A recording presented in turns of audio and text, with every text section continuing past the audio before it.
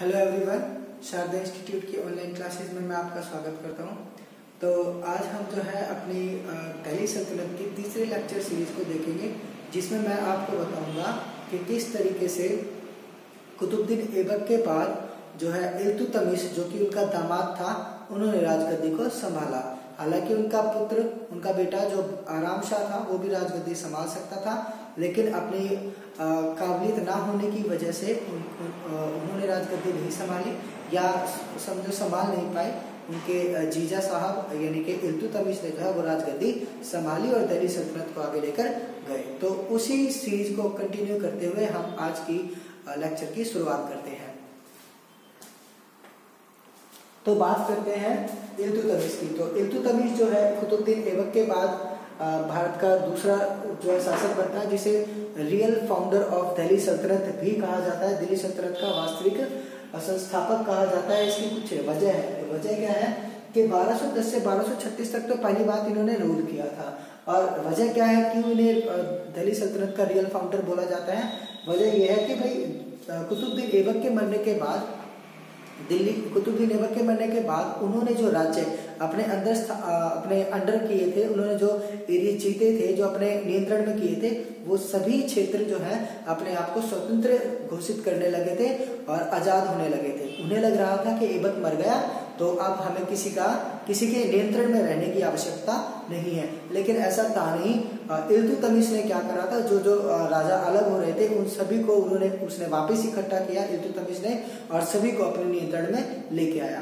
तो इसी वजह से जो है इल्तुतमिश को रियल फाउंडर ऑफ दिल्ली सल्तनत बोला जाता है। हमें पता है कि इल्तुतमिश जो था कुतुबुद्दीन ऐबक का दामाद था, तो हम इसी चीज को आगे करते हैं। इल्तुतमिश जो था वो सभी तरफ से दुश्मनों से घिरा हुआ था और उसे किसी भी तरीके के किसी भी इंसान पर विश्वास नहीं था। वो किसी पर भी विश्वास नहीं कर सकता था, क्योंकि उसे पता था कि वो सभी तरफ से जो है दुश्मनों से घिरा हुआ है। तो इसीलिए उसने क्या करा, अपना एक खुद के कुछ स्पेशल गुलामों का समूह बनाया, जिसे दल चालीसा के नाम से जाना जाता है। ये वेरी इंपॉर्टेंट क्वेश्चन है कि दल चालीसा का निर्माण किसने करवाया था? तो मैं बता देता हूँ, इल्तुतमिश ने करवाया था, क्योंकि वो किसी भी गुलाम पर विश्वास नहीं कर सकता था जो बाहर के थे या कहीं किसी और राज्य से आए हुए थे। तो उसने अपने पर्सनल एक खुद का 40 लोगों का समूह बनाया, जिसे दल चालीसा बोला जाता है, और इसे चहल-ए-तुर्गामी कहा जाता है। ये मैं तुम्हें दिखा देता हूँ कहाँ पे है ये।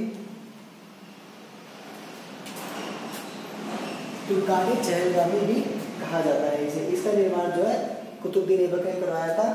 सॉरी कुतुबुद्दीन ऐबक ने नहीं, उसके दामाद इल्तुतमिश ने करवाया था। इसमें ये 40 गुलामों का समूह होता था।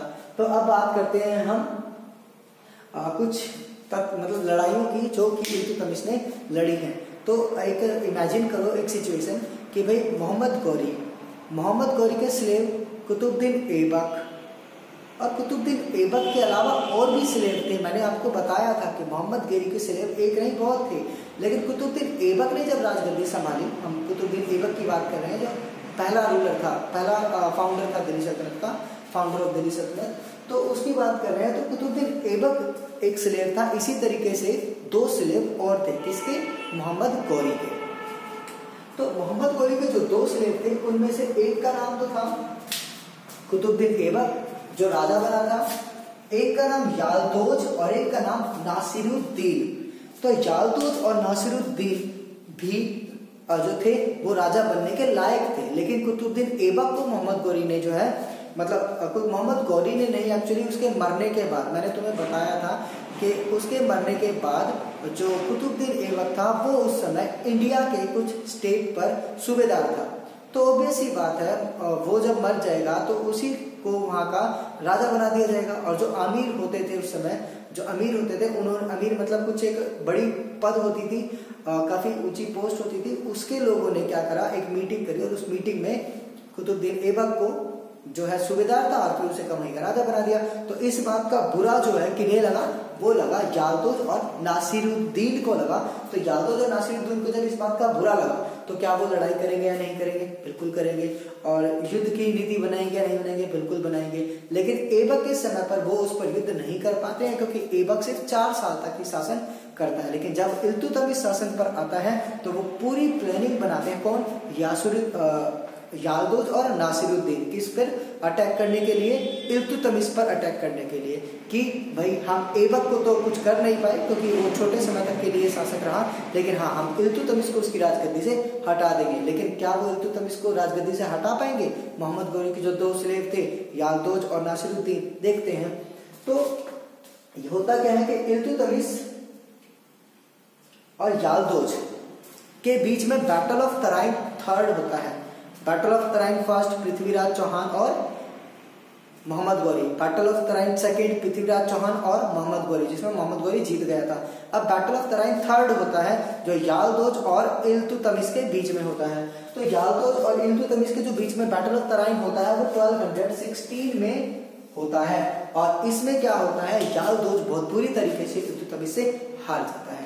और जब वो हार जाते हैं तो वो बेसी बात है, वो चला जाएगा उसके। और अच्छा ये बात बता देता हूँ कि याल्दोज आया कहाँ से था।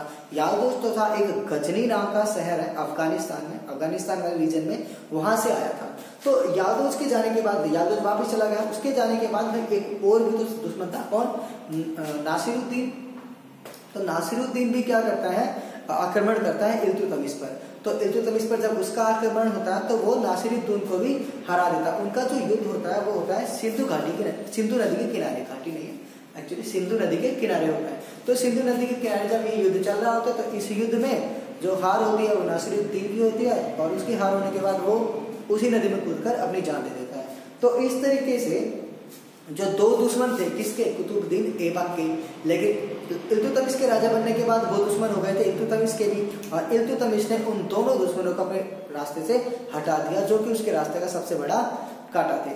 अब उसके बाद जो है शासन बिल्कुल अच्छे से चल रहा था, कोई समस्या नहीं थी, कोई दिक्कत नहीं थी। लेकिन 1216 बैटल ऑफ तराइन हुआ था याल्दोज के साथ। उसके बाद एक लड़ाई हो गई नासिरुद्दीन के साथ।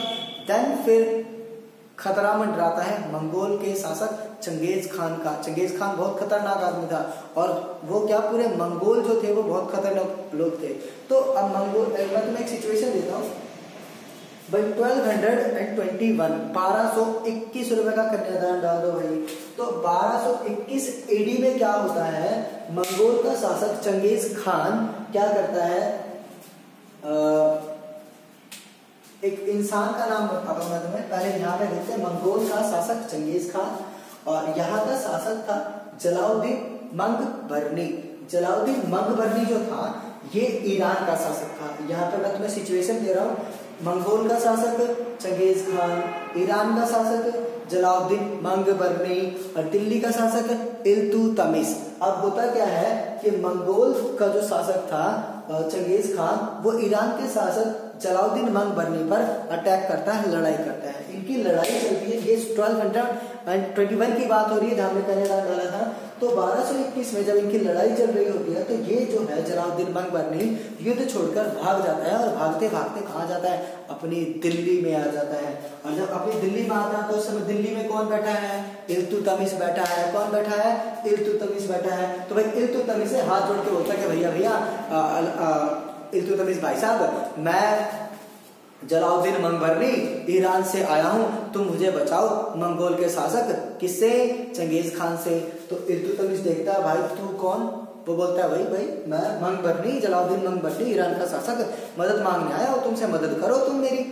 तो भाई इल्तुतमिश क्या कहता है कि भाई चंगेज खान से कौन पंगे ले, दुनिया का इतना खतरनाक आदमी है, मंगोल है, इतना खतरनाक बंदा, भाई अपने बस की नहीं है इससे पंगे लेने। तो ये क्या करता है इल्तुतमिश, इसे मदद करने से मना कर देता है, और मंगोल के आक्रमण से इल्तुतमिश दिल्ली को बचा लेता है। नहीं अगर ऐसा होता ना बेटा, अगर जो है इल्तुतमिश उस मंगबरनी की मदद कर देता तो जो मुगल्स थे ना वो भारत पर पहले ही आ जाते, और फिर हमें तुगलक, खिलजी, सैयद डायनेस्टी के बारे में कुछ नहीं देखने को मिलता। हालांकि मजा आ जाता, पढ़ाई थोड़ी सी कम करनी पड़ती, कम शासकों के नाम याद रखने पड़ते, लेकिन इतिहास कुछ और ही होता। लेकिन खैर ये हुआ ही नहीं था, तो हम सोच कर क्या कर सकते हैं। लेकिन सोचने को सोच सकते हैं कि अगर ऐसा होता तो मंगोल हमारे देश पर कम से कम 200-300 साल पहले ही आ जाते भाई। खैर इल्तुतमिश ने मना कर दिया, और मना करने के बाद अपनी दिल्ली को चंगेज खान यानी कि मंगोलों के आक्रमण से बचा लेता है। अब जब ये ऐसा काम कर लेता है तो भाई एक इंसान होता है जिसका नाम मैं तुम्हें बता रहा हूँ, एक इंसान होता है जिसके पद का नाम मैं तुम्हें बता रहा हूँ। वो पद होता है तुम्हारा खलीफा। बुर्ज खलीफा नहीं है, खलीफा है। तो जो खलीफा पद होता है बेटा, वो जो होता है ईरानी कल्चर में, अफगानी कल्चर में एक ऐसा पद होता है जहां पर उसके पास सभी अधिकार होते हैं। पॉलिटिकल राइट होते हैं, इकोनॉमिकल राइट होते हैं, और रिलीजन धार्मिक अधिकार भी उसी के पास होते हैं।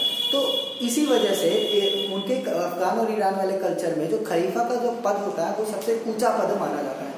और तो वहाँ का जो खलीफा जो होता है, जो अधिकारी होता है, खलीफा पद पर जो अधिकारी होता है, जिसे हम खलीफा बोल सकते हैं, जैसे भारत के प्रधानमंत्री बोलते हैं, भारत का राष्ट्रपति बोलते हैं, उसी समय वो खलीफा होते थे।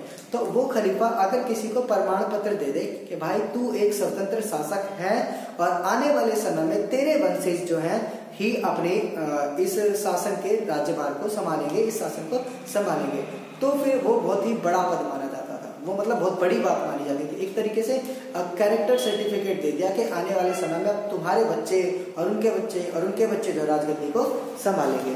तो इसी तरीके का प्रमाण पत्र यानी कि एक तरीके का सर्टिफिकेट खलीफा के द्वारा इल्तुतमिश को 1229 में मिलता है, जिसके बाद इल्तुतमिश एक स्वतंत्र शासक हो जाता है।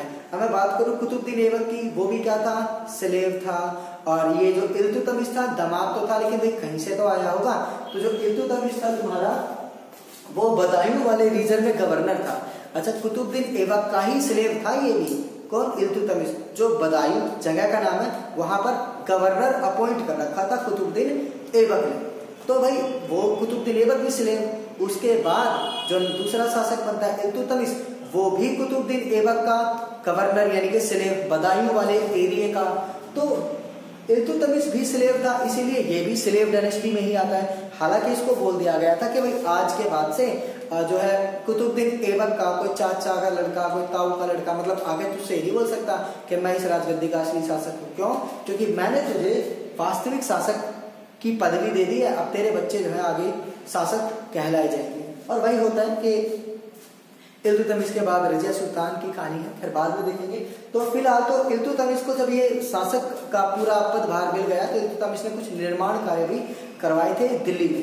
तो जैसे कि हम बोले बदायूं की जामा मस्जिद, बदायूं भाई सिंपल सी बात है, ये कहाँ से आया था, गवर्नर कहाँ का था, बदायूं का ही तो था। तो बदायूं की जामा मस्जिद का निर्माण भी इसी ने करवाया था, क्योंकि ये बदायूं का ही गवर्नर था जो दिल्ली में आए ऐबक की लड़की से शादी करके उसका दामाद बन के दिल्ली का शासक बनता है।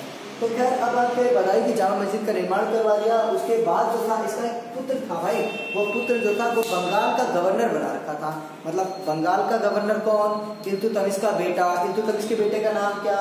नासिरुद्दीन महमूद। याद रखना, वो नासिरुद्दीन था जिससे लड़ाई करी थी, और ये नासिरुद्दीन महमूद है जो किसका बेटा है? इल्तुतमिश का बेटा है। तो अब इल्तुतमिश का बेटा भाई बीमार पड़ गया, खांसी जुकाम जो गया, कोरोना हो गया वैसे, और वो मर गया। कोई नहीं, मजाक कर रहा हूँ।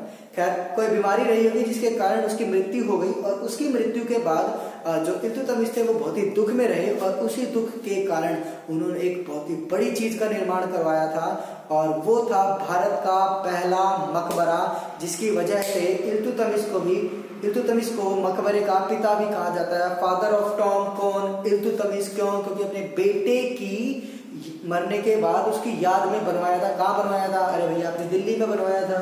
कहाँ बनवाया था? दिल्ली के सुल्तानगढ़ी में। कहाँ पर बनवाया था? दिल्ली के सुल्तानगढ़ी में भारत का पहला मकबरा बनवाया था। किसने बनवाया था? इल्तुतमिश ने। किसकी याद में? अपने बेटे की। क्यों? क्योंकि उसका बेटा प्यारा होगा ना, इसी वजह से। तो फादर ऑफ टॉम्ब इल्तुतमिश को बोला जाता है, मैंने बता दिया। अब नागौर जो कि राजस्थान में पड़ता है, वहां पर अत्रकिम का दरवाजा भी जो है किसने बनवाया था? इल्तुतमिश ने बनवाया था। भाई बहुत अच्छे अच्छे काम करवाए थे इसने। और इसने अपने खुद का मकबरा जो है कहाँ बनवाया था?